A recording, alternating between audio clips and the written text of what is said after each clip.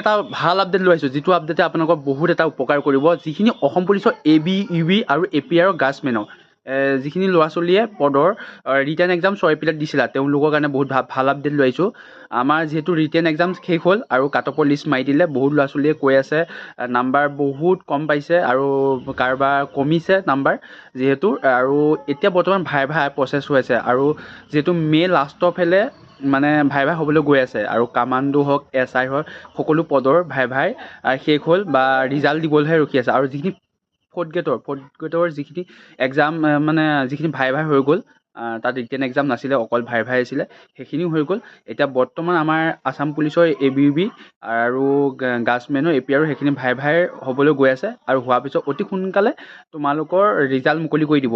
আৰু ভাইৰ কাৰণে যিখিনি ল'ৰা ছোৱালী ৱেইট কৰি আছা, তেওঁলোকে যিমান পাৰা এতিয়াৰ পৰা মানে হেৰি কৰা, যিমান পাৰা ডিষ্ট্ৰিক্ট হওক আছামৰ হওক সকলোৰ মানে প্ৰশ্নৰ মন্ত্ৰী হওক MLA হওক সকলো নাম মানে অলপ চাই থাকা। কাৰণ আছাম কামাণ্ডোৰ যিখিনি হৈছিলে ভাই সেইখিনিত বহুতখিনি ল'ৰা ছোৱালীয়ে ৰিজনিং কৰিব দিছে আৰু তোমালোকক প্ৰশ্ন সুধিছে।